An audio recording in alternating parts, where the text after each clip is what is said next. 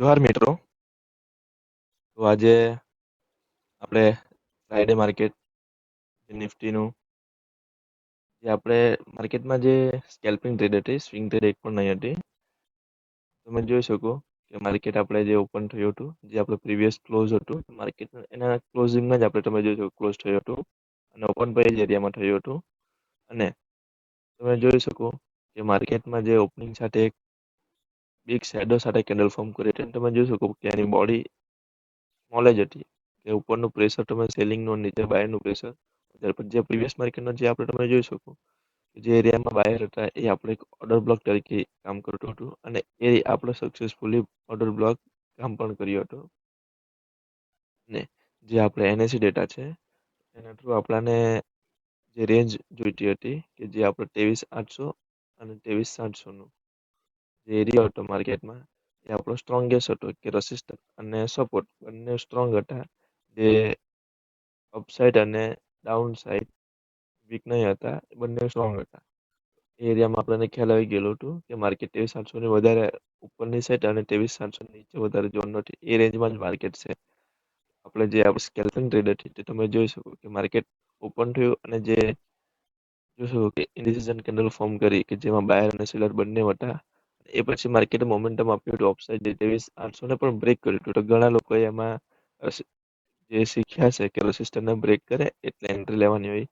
ઘણા લોકોમાં ટ્રેપ થયા છે. તો તમે જોઈ શકો કે સક્સેસફુલી માર્કેટે 23,800ની ઉપર તો ક્લોઝ કરી, પણ તમે એ નહીં જોયું કે માર્કેટમાં જે અપસાઇડ જ્યારે ક્લોઝ કરી તો એ પછી માર્કેટમાં જે ઘણી બધી ઇનડિસિઝન કેન્ડલ બની હતી, એ જ એરિયામાં આપણે એક શોર્ટ ટ્રેડ લીધી, જે આપણે સ્કેલ્પિંગ કહેવાય.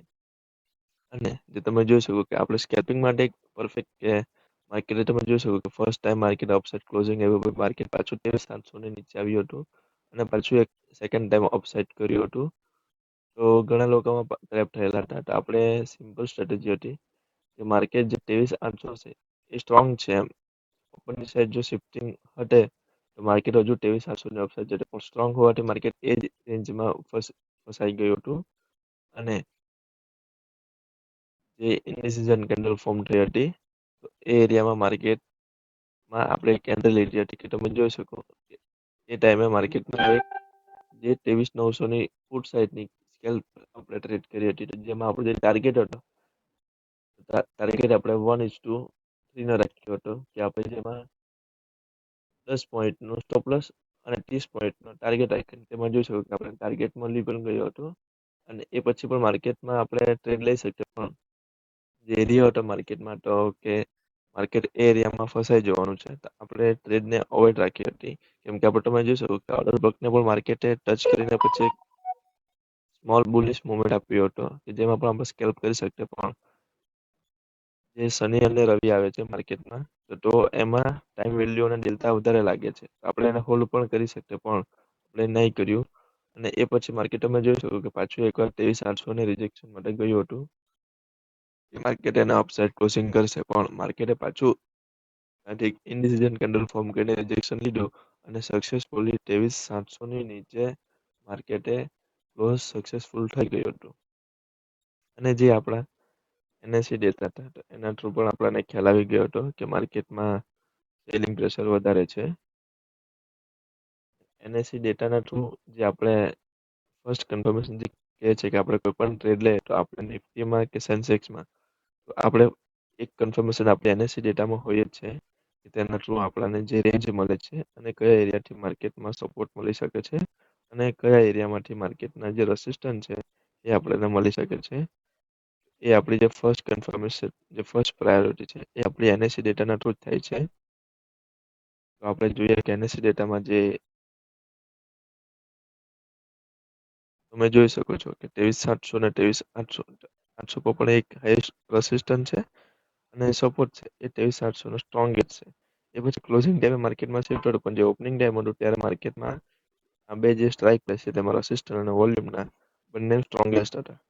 તો હવે જે આપણે મંડે માર્કેટ છે, તો મંડે માર્કેટમાં પણ તમે જોઈ શકો છો કે જે કોલ સાઇડના સેલરો છે, તો ત્યાંથી પણ ઘણા માઇનસ થઈ ગયા હતા. મતલબમાં જે પોતાની પોઝિશન છે સ્ક્વેર અપ કરીને અપસાઇડ આવી ગયા હતા. અને ફૂટ સાઇડમાં પણ તમે જોઈ શકો છો કે વધારે પણ નહીં, પણ થોડા જે નીચે સાઈડના પુટ સાઈડના સેલરો છે, જે બાયરો છે, એ લોકો પણ પોતાની પોઝિશન સ્ક્વેર અપ કરી હતી. ને જે તમે ટોટલ તમે જોઈ શકો વોલ્યુમ હોય એ ઇક્વલ છે. આપણે તમે જોઈ શકો કે કોલનું અને પુટનું બંને જે ચેન્જીસ હોય કે આપણે જે ઓઆઈ છે એ બંને ઇક્વલ છે. જે આમાં 21 છે પુટમાં, અને કોલમાં જે 22-23 ની નજીક છે. જે મોર્નિંગમાં જે મંડે માર્કેટ ઓપન થશે, આપણે એમાં જોઈ શકીએ કે આપણે એમાં પણ જે સેલિંગ છે આપણાને એ જોવા મળી શકે છે.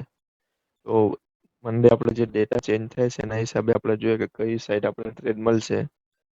અને અત્યારે જે ન્યૂઝના લીધે માર્કેટ ચાલતું છે, તો એમાં આપણે ગેપઅપ ને ગેપડાઉનમાં આપણે જેમ હોલ્ડિંગ અવોઇડ કરીએ એ સારામાં સારું છે. કે આપણે અત્યારે હાલે હોલ્ડિંગ કરવાનો અવોઇડ રાખવા જોઈએ.